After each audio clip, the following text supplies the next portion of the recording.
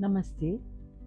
Channel सृजन संवाद में आपका स्वागत है और मैं हूँ नीरू, आपके लिए दो नई कविताएं लेकर। आज एक बार फिर मैं अवतार सिंह संधू पाश की कविताएं पढ़ने वाली हूँ।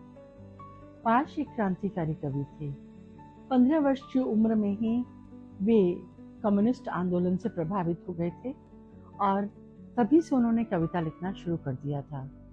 वर्ष 1967 में पश्चिमी बंगाल से किसान विद्रोह शुरू हुआ और पूरे देश में पहुंचा और पाश उससे भी अछूते नहीं रहे।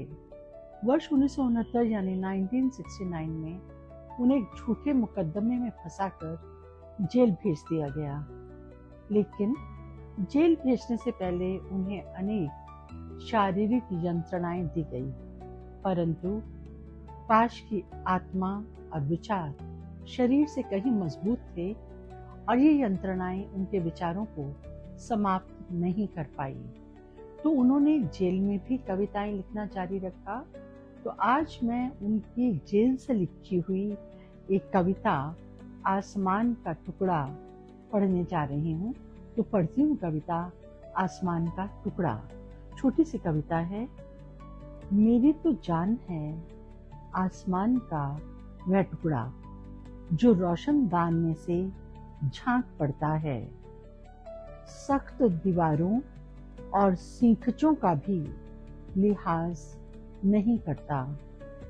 वे तो चाहते हैं कि मैं इस टुकड़े के सहारे ही जीऊं, और फिर कहते क्यों नहीं इससे कि वह वहीं जम जाए, नए नए रंग न बदले।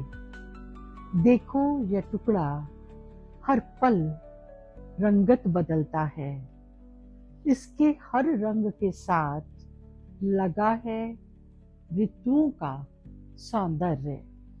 जरा पूछ देखो इस टुकड़े से, मौसम से न बंधे, फेंक दे यह अपनी देह से ऋतुओं की परछाइयां। यह टुकड़ा तो अपने कंधों पर पूरा आसमान ही उठाए फिरता है। और अब मैं पढ़ूंगी दूसरी कविता जिसका शीर्षक है अस्वीकार। इन चार दीवारों का घेरा मेरा घर नहीं, जिसमें गुजारे पलों को मैं उम्र कह दूं। यहाँ सिर्फ कमरे की दीवारों पर लिखा जा रहा है संवत का विवरण। जब मैं इस कमरे में बंद किया गया, जिंदगी को साथ नहीं लाया था।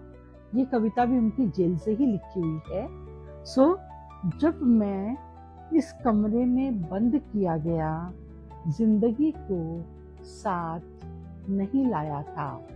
उसे बाहर सफर को पकड़ा आया था, पवन को पहरेदारी पर बिठा आया था। बेड़ी पर लगी जंग की तरह मेरे जिस्म को भी आप दे सकते हैं, लेकिन क्या करेंगे सफर का जो एक अमानत संभाले हुए है।